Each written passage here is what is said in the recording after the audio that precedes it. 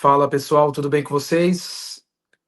Eu sou Rodolfo Kapler, aqui comigo está Daiane Isaú e nós estamos iniciando o nosso quinto encontro do Clube do Livro da Igreja Alternativa. Estamos lendo, sempre importante enfatizar, este clássico da literatura cristã, Cristianismo Puro e Simples, do grande C.S. Lewis. Boa noite, Daia, tudo bem?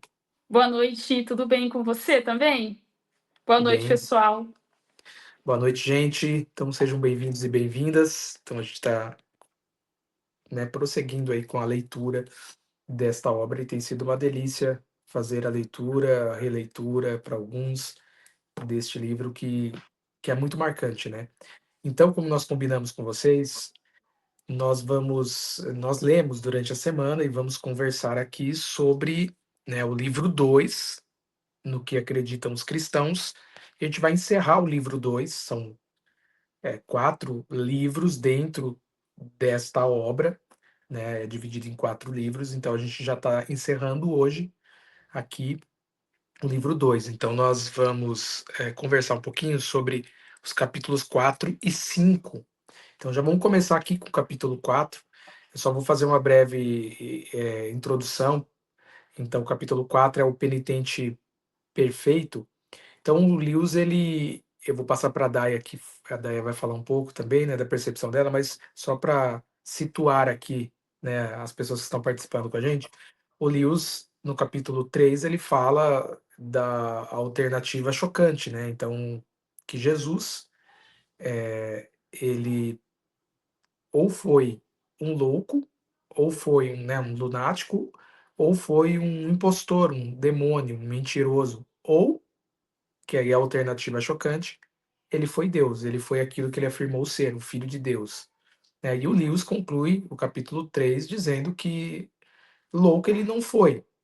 Uma pessoa que fez o que ele fez, que disse o que ele disse, que agiu como ele agiu, poderia ser qualquer coisa menos uma pessoa lunática.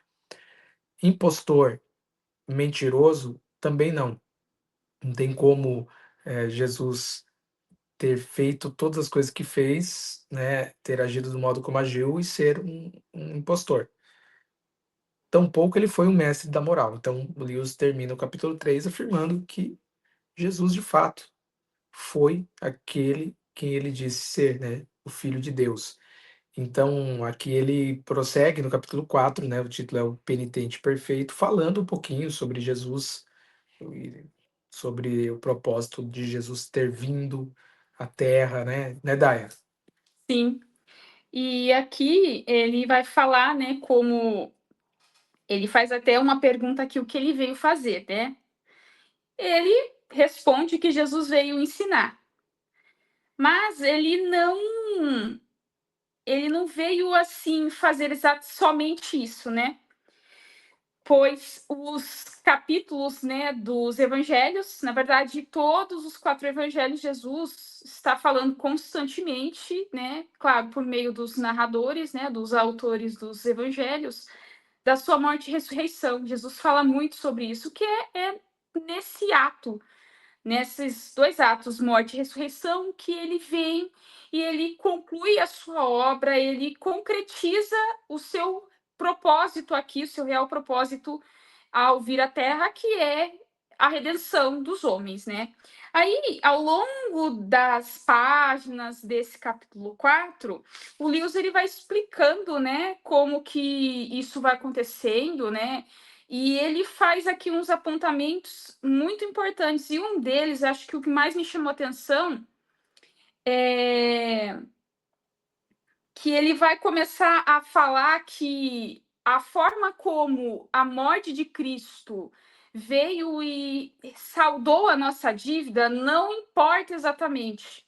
Ela não vai alterar o principal e a realidade que é Jesus, ele pagou essa dívida por nós, né? Por isso que o capítulo 4, um dos motivos pelo qual o capítulo 4 possui esse título, o penitente perfeito, né? É, é, A é penitência. esse, né? É a penitência, né? Interessante, sim. Pode falar. Não, pode concluir. E aí ele até fala aqui, a crença central do cristianismo, ele fala isso na página 88. A crença central do cristianismo é que a morte de Cristo, de alguma forma, nos colocou em ordem com Deus e nos permitiu ter um novo começo. Teorias sobre como isso foi feito são outra história. Diversas teorias já foram formuladas sobre como isso funciona, mas se há algo com que todos os cristãos concordam é que ela funcionou. Então, Dai, é essa.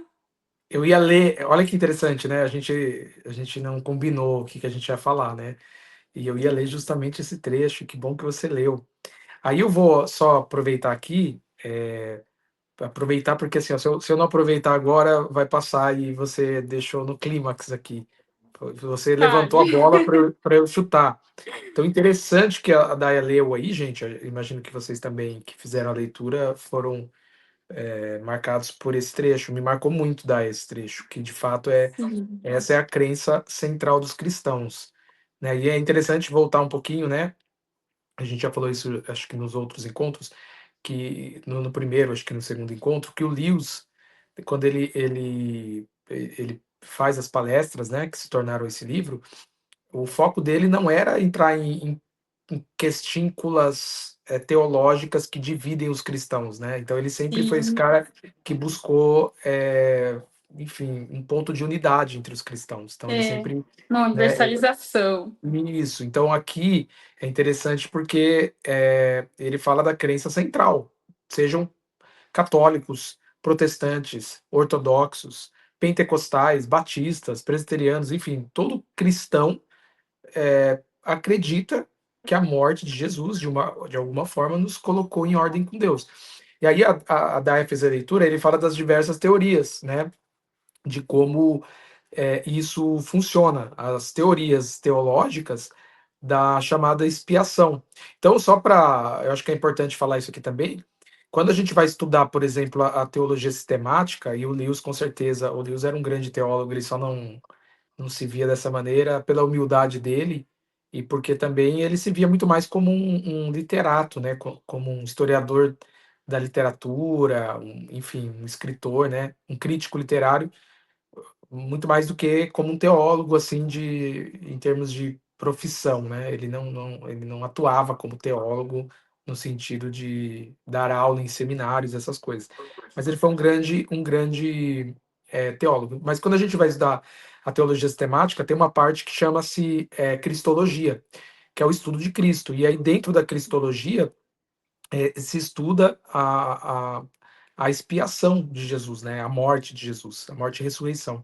E aí o Lewis trabalha essa questão aqui sem entrar nas teorias, mas existem várias teorias sobre como aconteceu e qual foi o foco, o intuito dessa morte de Jesus. Ele não entra nessas teorias, mas há várias teorias. Eu vou só vou citar rapidamente aqui, tá?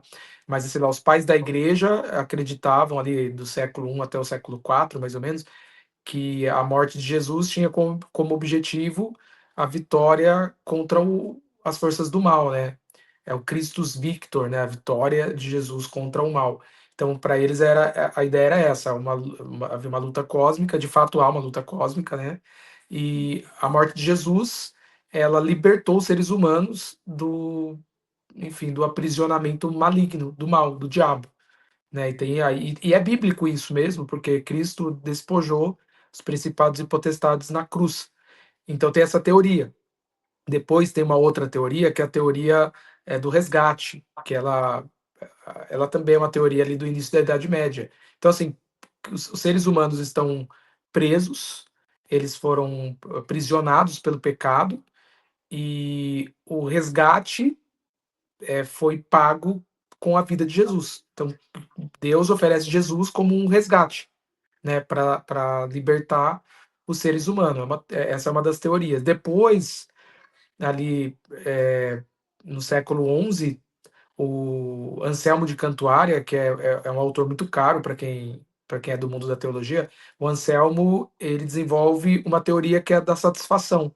Então a ideia é a seguinte, que o pecado afronta Deus, Deus foi extremamente afrontado por conta do pecado humano, E Cristo, na sua obediência, no modo como ele viveu sem pecado, no modo como ele obedeceu a Deus, no modo como ele foi obediente e se entregou, inclusive com o clímax, né, dessa entrega, dessa obediência que foi a cruz do Calvário, ele agradou a Deus.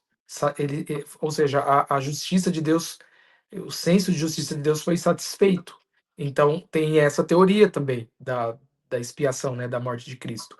Aí depois do Anselmo de Cantuária vem o Pedro Abelardo, século XII. O Abelardo já dá um outro foco. Para ele, a morte de Jesus tem a ver com uma questão moral, ou seja, foi um ensinamento moral.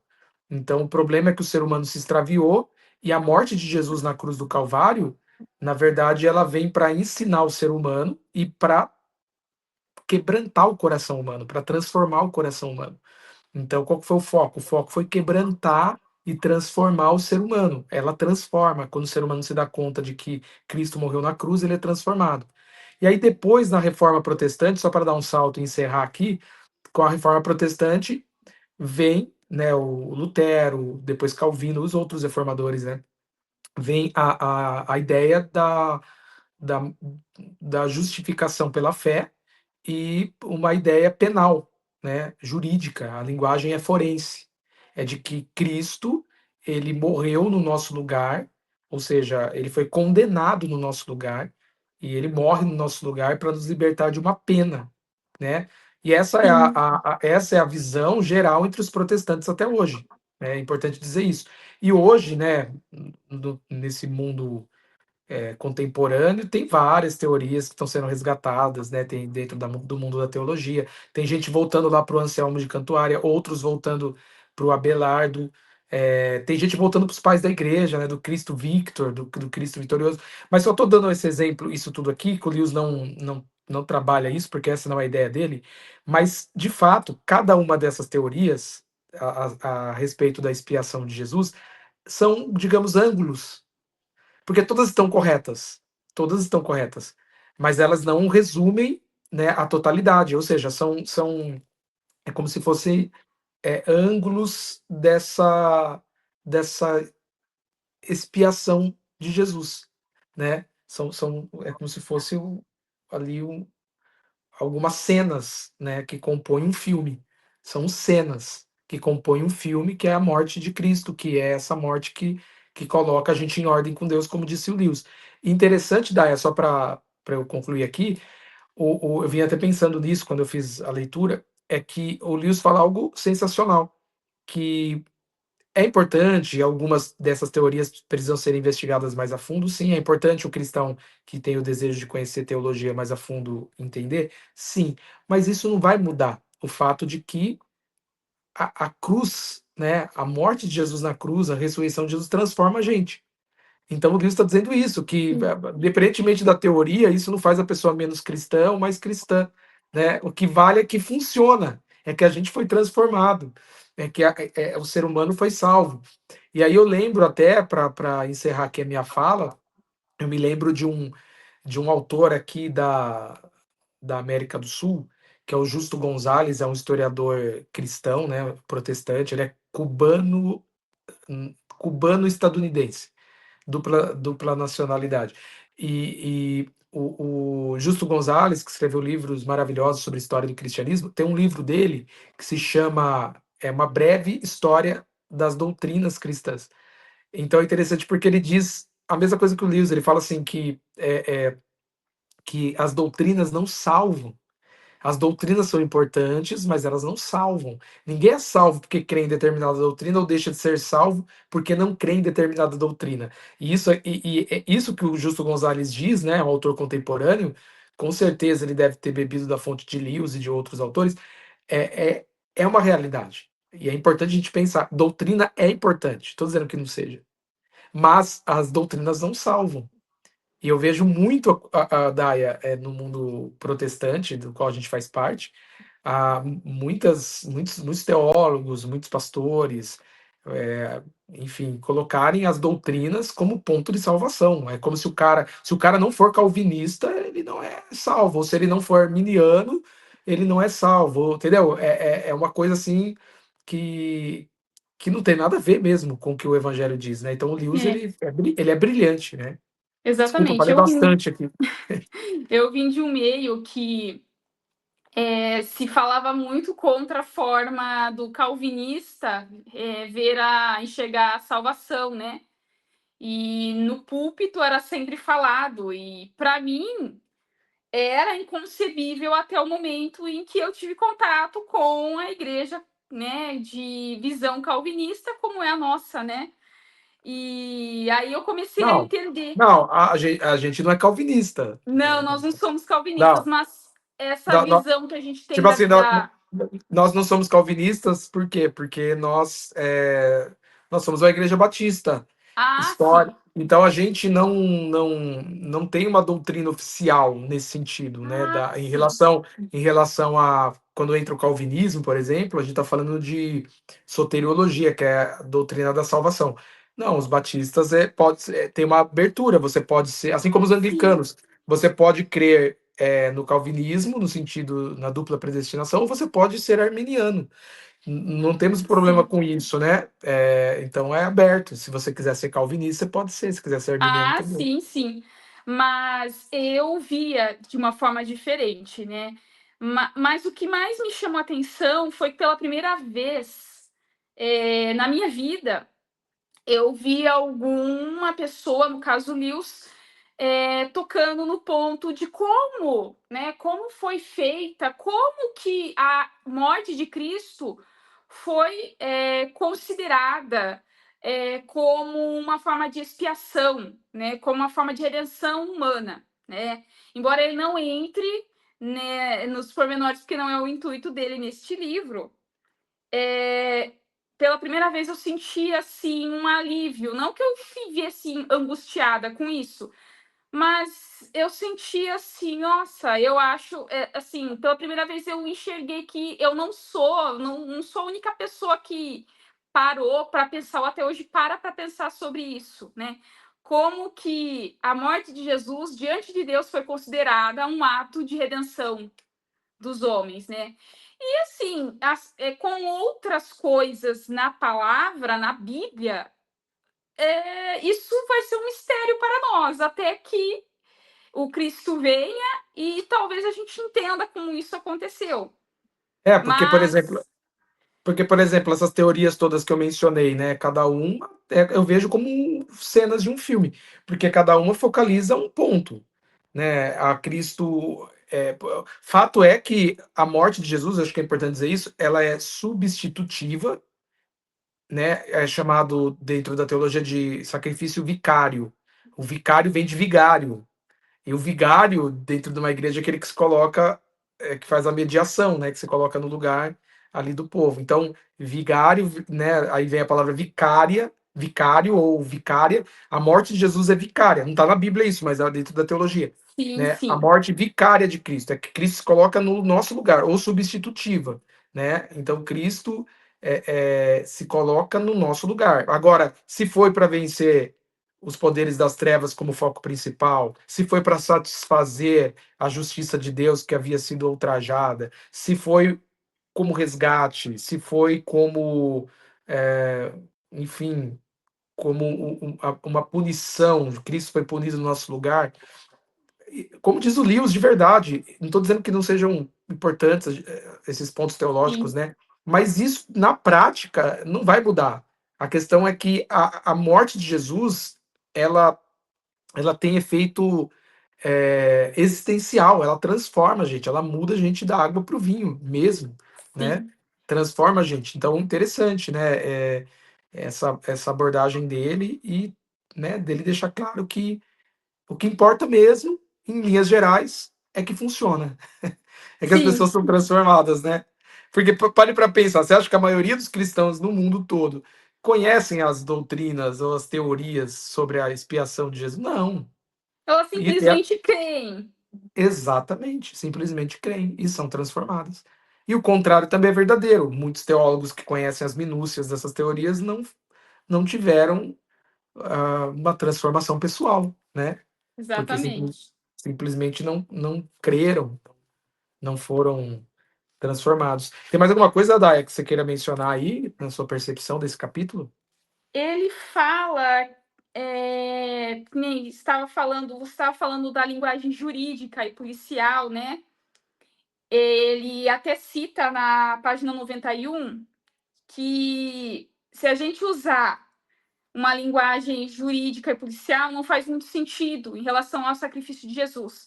Mas se a gente pensar em termos de uma dívida, faz um pouco mais de sentido. Que aí, quando se trata de uma dívida, por exemplo, você está devendo algo, eu consigo, no seu lugar, eu consigo assumir a sua dívida e pagar aquilo que você deve. Ou assumir a culpa. Aí assumir a culpa, né, por ter pago, né, enfim, por ter cometido algum crime, ou enfim. E aí, essa foi uma parte que me chamou a atenção. E aí ele vai falar Agora, assim. não, eu ia Fale. concluir né, na página 91 ainda, que agora eu acho que ele faz essa transição para falar do arrependimento, né? Então ele fala, Exatamente. você pode continuar então, Dai, se você já vai, embarca aí, que já estamos É, aí. isso. Daí ele vai citar, né? Dar um exemplo de uma pessoa que cai em um buraco. E aí vem um amigo e tira de lá. Aí ele fala, mas em que. Ele faz a pergunta, mas em qual tipo de buraco o homem caiu? Ele tentou se içar para fora como se pertencesse a si mesmo, né? Como qual foi o pecado que levou o homem a cair, né? O homem ter esse desejo de conhecer o bem e mal, ser igual a Deus, né? Foi o pecado original de Adão e Eva, no meu entender, foi exatamente isso. E aí ele fala do arrependimento. Ele vai falar que, em outras palavras, o homem decaído não é simplesmente uma criatura imperfeita, que necessita de aperfeiçoamento, e sim um rebelde que está precisando abandonar suas armas, perdão. Então, quer dizer, um ser humano que era bom, que era perfeito, ele simplesmente, por ter pecado, ele se rebelou contra Deus. Então, aí ele vai falar agora do arrependimento, baixar as armas e entregar-se, expressar seu arrependimento, dar-se conta de ter estado do rumo errado e se preparar para começar a vida do início, do primeiro degrau. Eis a única maneira de sair do buraco. Esse processo de entrega, esse movimento de marcha ré a toda velocidade é o que os cristãos chamam de arrependimento.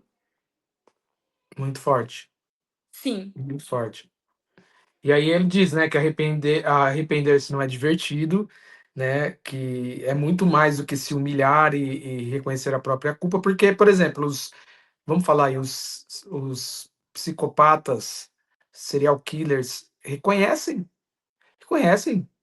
Eles não têm né, eles são psicopatas, né? Eles não têm esse órgão do afeto, exatamente. mas eles têm todas as capacidades racionais e intelectivas funcionando, inclusive são muito É o inteligentes. que os E eles, fazem. e eles reconhecem, né, Daya, que é errado. Eles reconhecem Exatamente. que eu sei lá, assisti esses dias atrás aí, passou reprisou, sei lá, eu assisti, eu vi pelo YouTube, eu não me lembro, mas do Maníaco do Parque. Aí ele, na época que ele foi preso, ele reconhecia, ele falou, eu sei que isso é errado e tal, mas arrependimento não é só reconhecer o que você fez, que o que você fez é errado, né? Ou que você está vivendo uma Exatamente. vida errada. É muito mais, né? Sim, Aí, como ele diz aqui, significa desprender de toda a presunção e teimosia que nos foram incutidas por milhares de anos. sim. Significa aniquilar parte de nós, passando por uma espécie de morte. É um processo de mortificação, né? Sim. Aí ele começa aqui, a partir do finalzinho dessa página que a gente estava, né, a 91, caminhando para o final, para a conclusão prática, que é o capítulo 5, ele começa a levantar outra questão, né, de como seria a natureza desse ser que foi morto no nosso lugar, né? Ele começa assim: na verdade, é necessário que a pessoa seja boa para se arrepender. Eis aí um verdadeiro paradoxo. Só uma pessoa má precisa de arrependimento, mas só uma pessoa boa consegue arrepender-se perfeitamente. Aí ele Pode. essa parte me chamou a atenção Me chamou a também, atenção porque também. É um paradoxo mesmo, né? E aí eu fiquei exatamente. pensando, né? Porque para se arrepender você tem que ser muito mal. Essa é a mensagem que a gente vê, por exemplo, dos reformadores, né? O Martinho Lutero, o Calvino, o Melanchthon, esse pessoal todo, eles pregavam uma mensagem que era assim: o ser humano é profundamente mal, profundamente mal. Mas ao mesmo tempo, eu entendo o que o Lewis quis dizer aqui, que só uma pessoa boa pode se arrepender. Quando ele diz boa, no sentido de que há uma índole ainda, uma boa índole em tal pessoa, né? E faz sentido, só que é um paradoxo, Sim, porque essa pessoa, ela não se arrepende porque ela é boa, entende? Ela se arrepende porque ela é má. exatamente. E a gente aqui, pelo que eu entendi nos próximos parágrafos, é o que eu entendi. Que Lewis ele quer dizer e que é o que eu sempre acreditei. Que essa bondade que a gente precisa para se arrepender, ela é colocada em Deus. Ela é colocada por Deus em nós. No momento em que nós aceitamos, que na verdade eu acredito que a pessoa abre seu coração para aceitar essa verdade sobre Cristo por meio do poder do Espírito Santo. Ou seja, Sim, até mesmo para você se apropriar dessa crença, eu pelo menos vejo assim. E para nós nos arrependermos, Deus colocando, ele mesmo fala aqui a vida no livro dele em que nós. exatamente a vida dele em nós. Sabe uma coisa que eu achei interessante aqui? Aí, muito interessante, eu achei demais, é que ele diz assim, na página 92, né?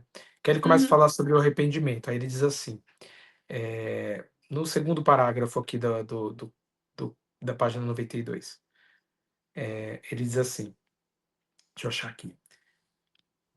Vamos lá, peraí. Tá.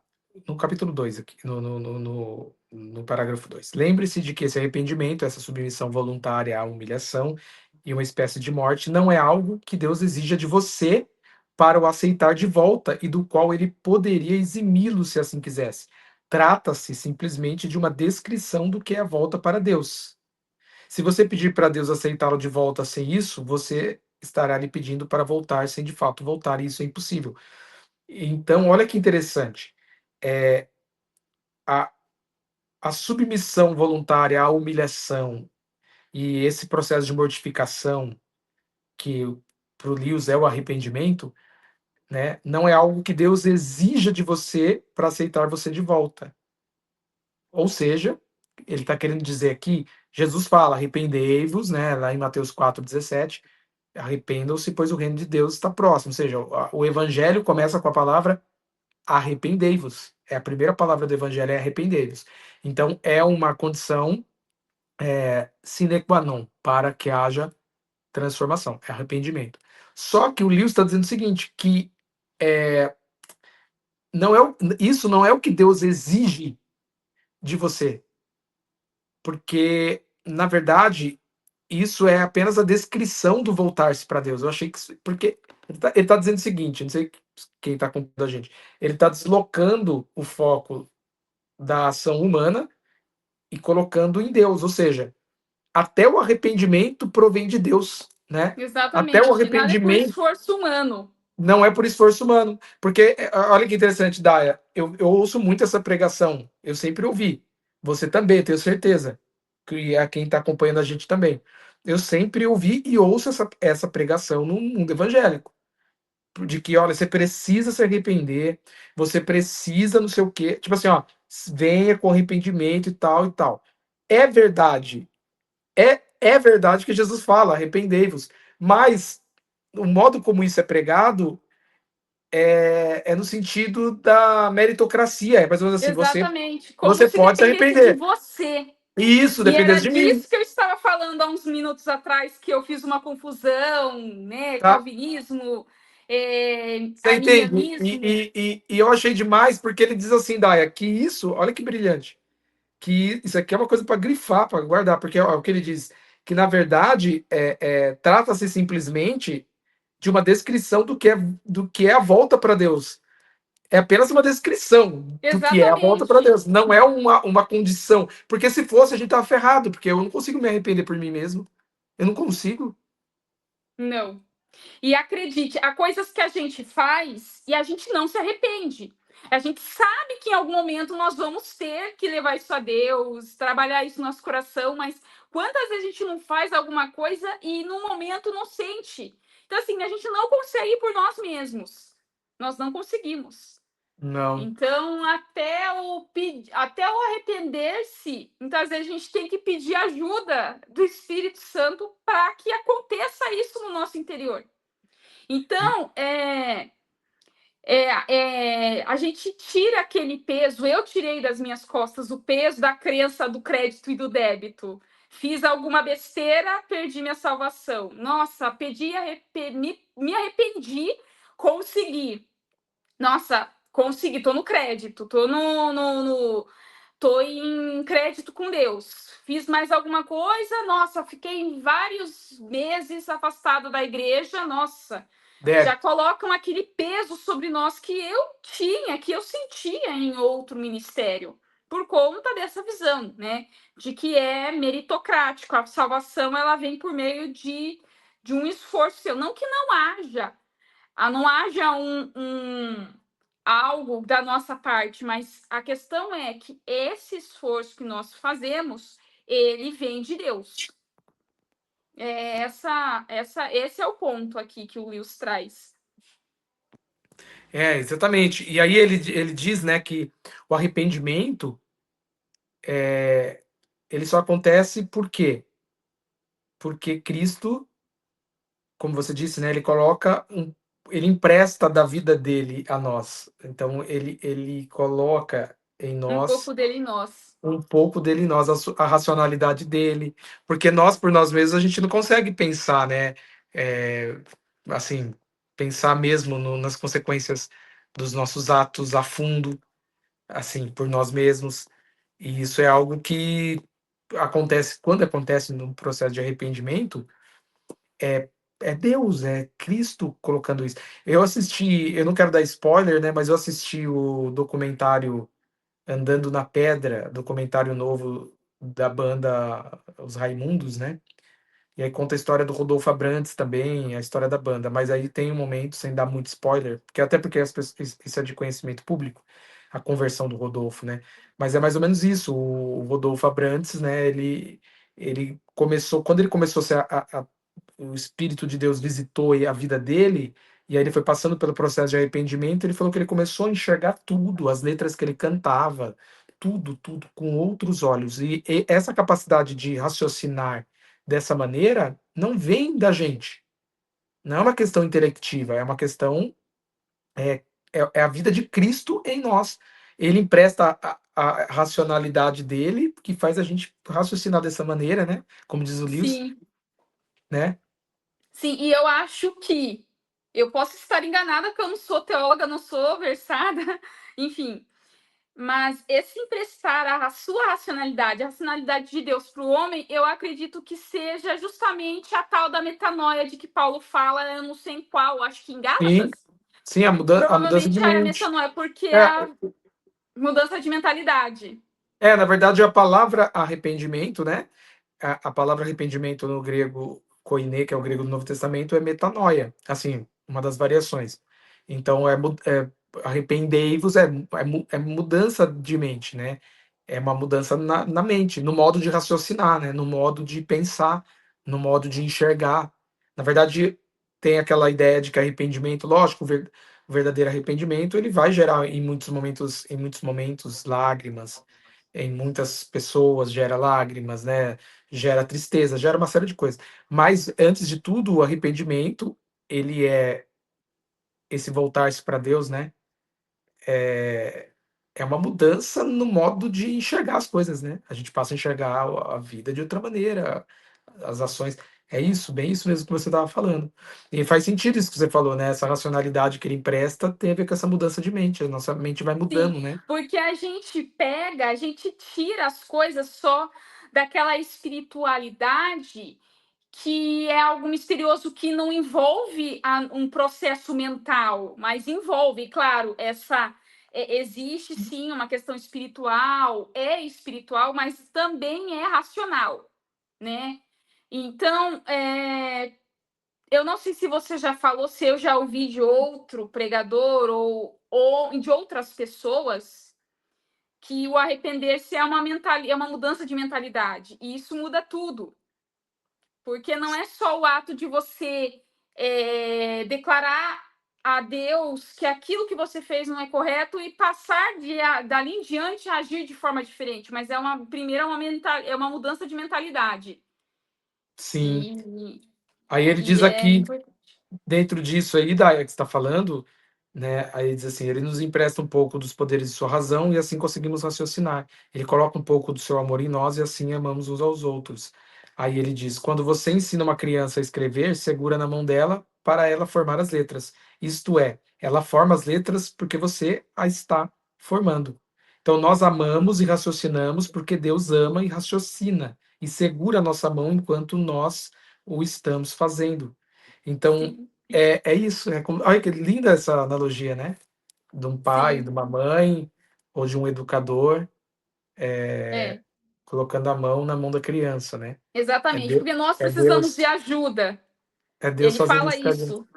E Se Deus nós faz não isso. tivéssemos caído, tudo bem. Não, a gente nem ia nem precisar de arrependimento. Mas como a gente caiu, nós precisamos da ajuda de Deus. Isso. Agora, Daya, vamos para o capítulo 5.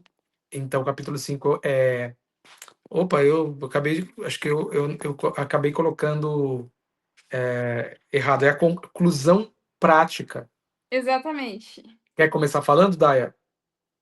Então, ele, como sempre, começa a pegar ali, ele começa a fazer uma introdução, ele faz um desfecho ao final dos capítulos para seguir para o próximo, né? Para não quebrar o raciocínio. Então, ele começa aqui, só antes da gente chegar no 5, ele começa a falar, né, que Deus, ele só poderia, que ele precisaria se tornar homem, né, para saber, né, para ser capaz de morrer e sofrer. Ele fala aqui, mas suponha que Deus tenha se tornado homem, suponha que a nossa natureza humana, que é capaz de sofrer e morrer, tivesse sido amalgamada com a natureza de Deus em uma pessoa, na figura de Cristo.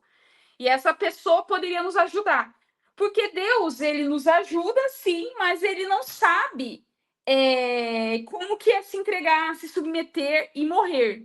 Então, para ele concluir, para ele realizar essa obra redentora, ele precisava se transformar no ser que ele quer alcançar, que ele queria alcançar que nós humanos, né? E aí ele vai falar, ele fala aqui, ó, você e eu só podemos passar por esse processo se Deus realiza em nós, que é do arrependimento. Mas Deus só poderia fazê-lo, ou seja, concluir esse processo, tornando-se ele mesmo um homem. E aí que ele vai começar a falar de Jesus. Por isso que E ele aí, fala o penitente perfeito, que é um ser humano que só poderia, né? Um ser que só poderia sofrer no nosso lugar se fosse homem, mas que ele só conseguiria cumprir com esse sacrifício se ele fosse Deus, porque ele teria que ser um penitente acima dessa raça caída, né? Dessa nossa. Então teria que ser um homem, mas um homem perfeito. Dá, é interessante que aí esse capítulo é a conclusão prática, né? E aí ele diz aqui na página 95, né? Aí ele diz assim: Sim, em Cristo, uma nova espécie de ser humano surgiu. Interessante, né? Uma nova espécie de ser humano surgiu. E a nova vida que começa com ele deve ser posta dentro de nós. Ele retoma a ideia, né, daquela coisa da vida de Cristo estar em nós, dele emprestar da sua vida sim, emprestar para nós, né, da sua essência, sim. da sua vida. E aí, como isso deve ser feito, né? Então, como que a vida Uhum. de Cristo é posta dentro de nós? Aí ele diz aqui que há três coisas que infundiram a vida de Cristo em nós, que é o batismo, a fé E a ação e misteriosa. a ação misteriosa, a que os diferentes cristãos dão nomes diferentes, que ou seja, a Santa Comunhão, a Eucaristia, a Santa Ceia ou ceia memorial. Nós batistas acreditamos na ceia memorial, por exemplo.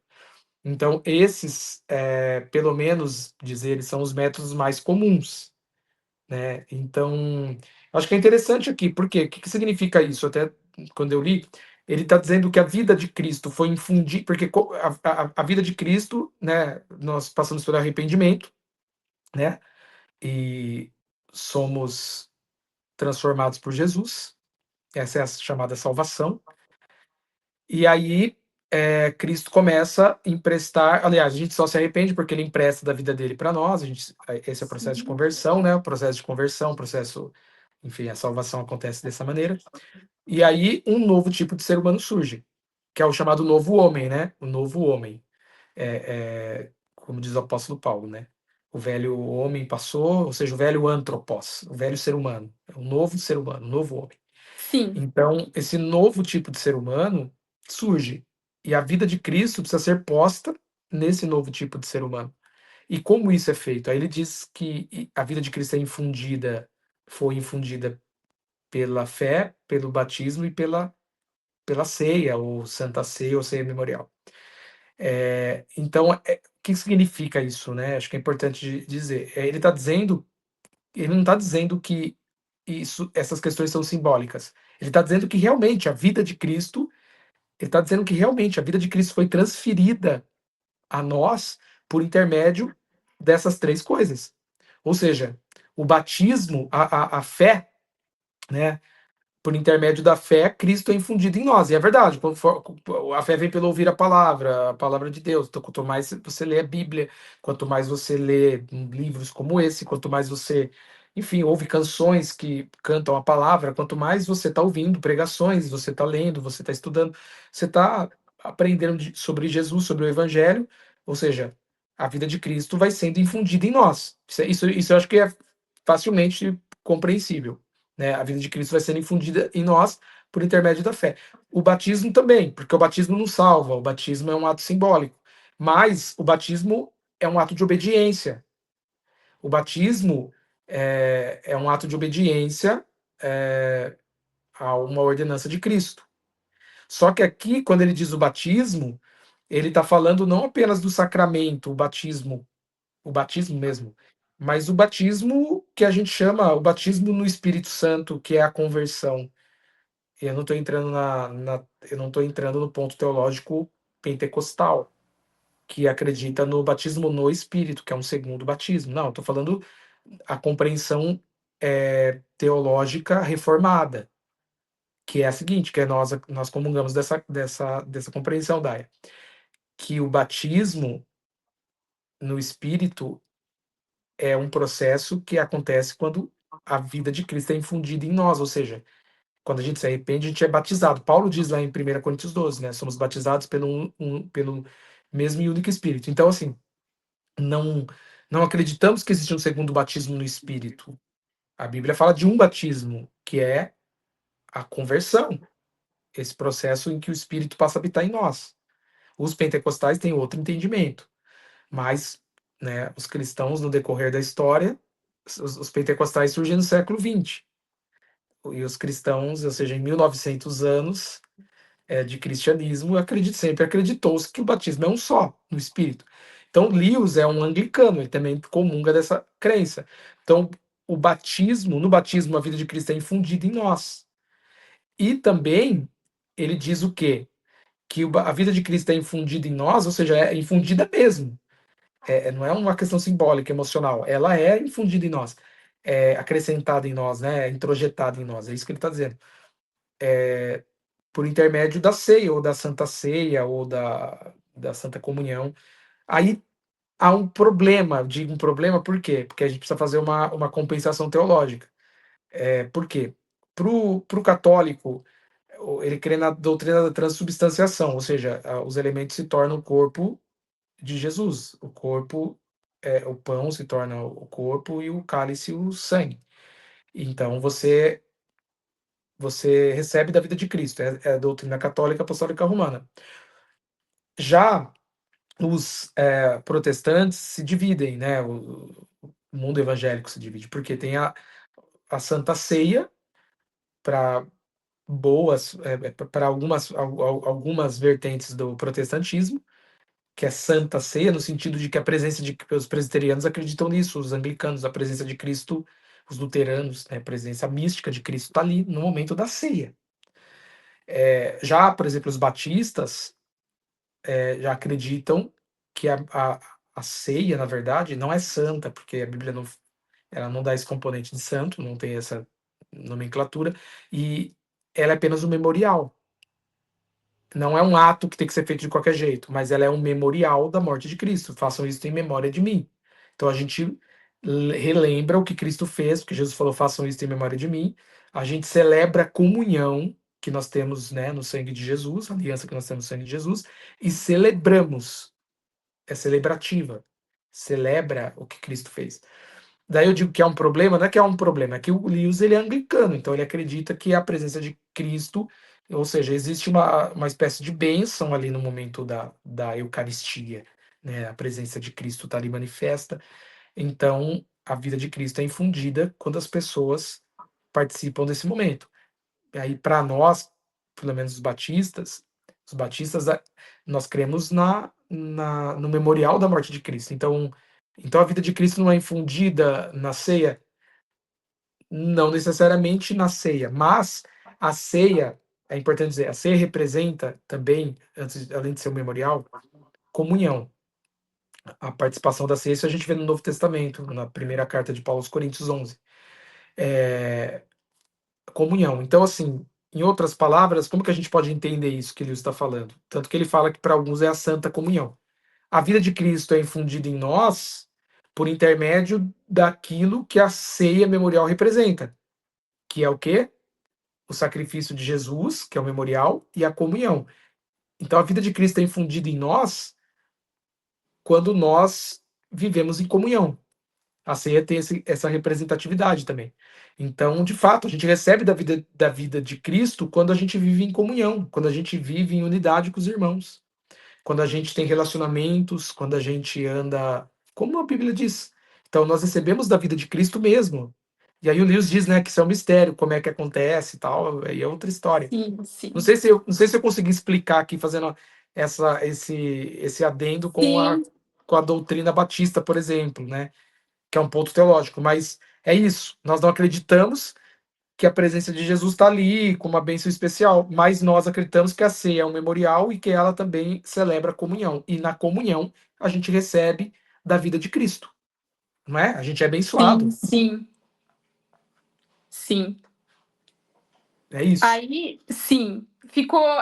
Agora eu compreendi também, porque aqui, quando ele fala do batismo, já veio à minha mente a ideia, porque antes eu tinha a ideia de que o batismo, quer dizer, ainda tenho a visão de que o batismo ele é uma declaração pública da sua fé, né? A manifestação pública Ele da sua é, fé é. né?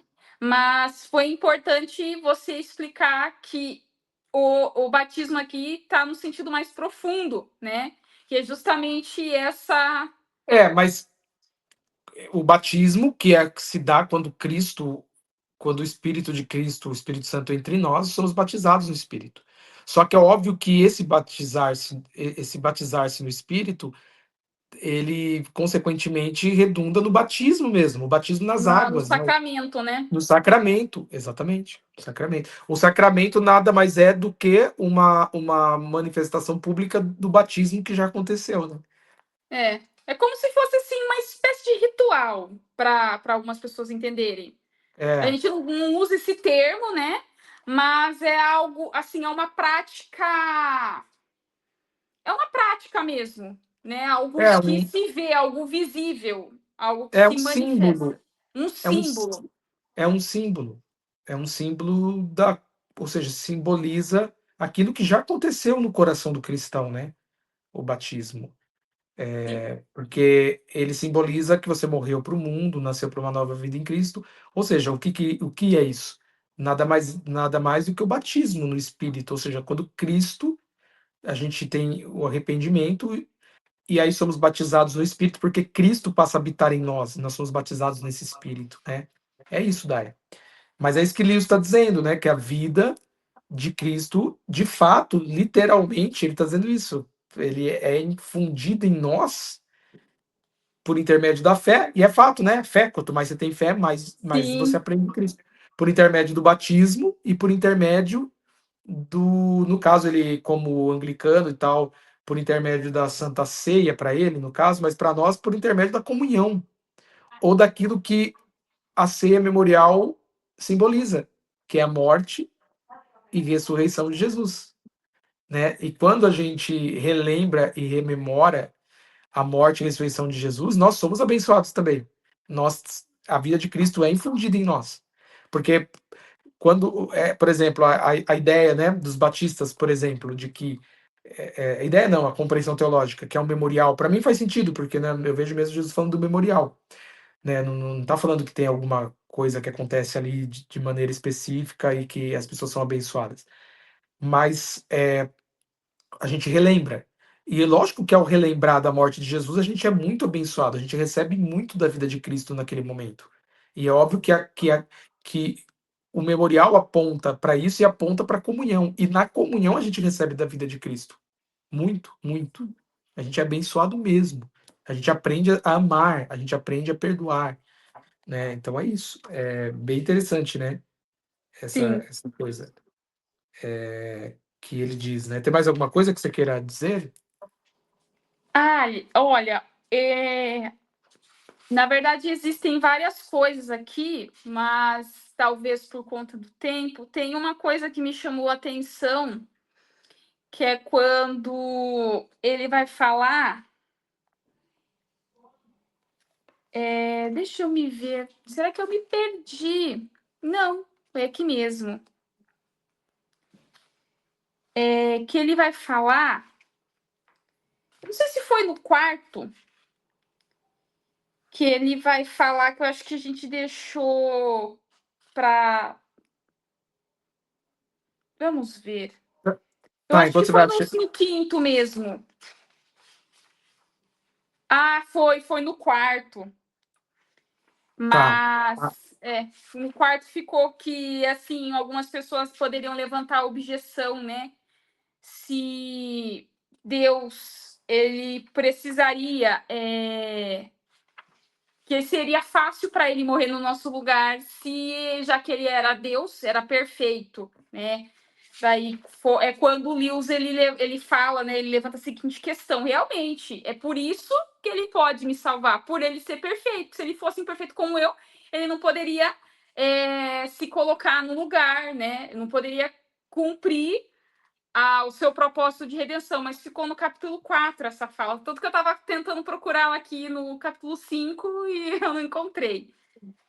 tá, então para encerrar, daí ele retoma aqui na página 100, ele retoma um pouquinho do que ele trabalhou nos primeiros capítulos aí do livro 2, que é essa Sim, coisa, né, de que o mundo está sendo dominado por um inimigo, né, houve uma invasão, há uma espécie de guerra civil, e nós fomos, de certa maneira, digamos assim, convocados para essa guerra, né, para tentar sim. minar esse exército inimigo. Daí ele diz assim, porque Deus aportou, ele fala assim, outra objeção possível é a seguinte: porque Deus aportou sob disfarce neste mundo ocupado pelo inimigo e iniciou uma espécie de sociedade secreta para sabotar o diabo? Porque ele não invade com força total, né? Porque realmente é uma questão, né? Por que que esse Cristo que transformou a gente e essa transformação vai gerando transformação no mundo, por que que ele não invadiu com força total? Será que é porque ele não é forte o suficiente? Aí ele diz assim: bem, os cristãos pensam que ele virá com força total, só não sabemos quando. Né? Que ele está falando da parousia, que é a segunda vinda de Cristo, chamada de parousia. Jesus vai voltar pela segunda vez, aí ele vai vir com força total. Né? Exatamente. Aí ele diz assim: mas podemos imaginar o porquê de sua demora. Ele quer nos dar uma chance de aderir ao seu lado de forma voluntária. Não suponho que eu. Não suponho que você e eu teríamos em alta conta um. Aí ele usa um exemplo ali, né, da Segunda Guerra Mundial.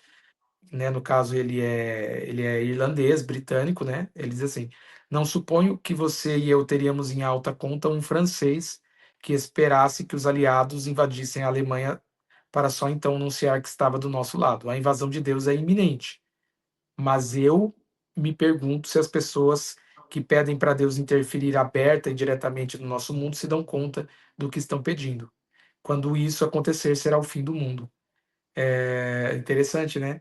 Que é verdade, ele nos está nos dando chance para aderir do lado dele, sem, enfim, de maneira voluntária, né? Sem opressão. E é um questionamento que muita gente faz, né? E ele virá com força total. Então ele encerra mais ou menos o capítulo, né, 5 dessa maneira aqui. É Sim. isso, né, Daia? Sim, ele Então a termina o parte. capítulo. Oh, perdão, te Pode falar, cortar. pode falar. Não, E ele pode ir por agora. termina aqui. Deus está se delongando para nos dar essa chance. E ela tem prazo de validade. É pegar ou largar. É, gente, agora vamos lá, para a gente encerrar, né? A gente vai, a gente vai, na verdade, na próxima, no próximo encontro, a gente vai entrar no livro 3, que é a conduta cristã. O livro 3, que é a conduta cristã. Então a gente vai. Olha, vou te falar a verdade, Daia. Eu, eu deixaria o próximo encontro só para abordar o capítulo 1. Porque o capítulo 1 ele é mais longo e é tão profundo, é um dos capítulos mais profundos, na minha opinião, desta obra, que são as 3 partes da moral. Isso me marcou profundamente, para entender a moral cristã, a moralidade, né? Então, acho que a Sim, gente poderia ler só esse capítulo. Depois, nos próximos encontros, a gente lê 2, 3, a gente compensa. Pode sim, ser? pode ser. Porque eu Pode acho que é ser. muito, porque eu acho que é uma parte tão rica, essas 3 partes Sim, da moral. Então, a gente vai ler nessa semana as 3 partes da moral, que é o capítulo 1, tá? exatamente. Exatamente. Fechou? Eu acho que é legal a gente se delongar sobre esse capítulo, porque eu acredito que seja um dos tópicos dentro do cristianismo que mais gera assim polêmica, atrito entre quem é cristão e quem não é cristão. E seria assim, eu gostaria muito que pessoas que não são cristãs um dia, né, hoje, amanhã ou daqui a alguns anos, porque esse vídeo ele vai ficar no canal da Alternativa, né, por anos, pudesse assistir para entender como os cristãos enxergam a moral, né? Porque, infelizmente, nos últimos anos, com esses acontecimentos envolvendo a igreja evangélica, né? Principalmente aí por meio da política, as pessoas têm visto mais o moralismo, né? O legalismo, e que nada tem a ver com a moralidade cristã, né? Ótimo, ótimo. Então, gente, ó, vai ficar mais leve nessa semana. Então, vocês vão ler esse capítulo e a gente vai discutir na próxima quarta, né, Daia? Sim, Então é isso, gente. Boa noite para vocês. Obrigado por vocês terem nos acompanhado aqui, por estarem participando, fazendo a leitura. Aproveita, manda o link, né, deste vídeo para mais pessoas. De repente você tem um amigo que gosta do Lewis, que já leu a obra, é legal mandar.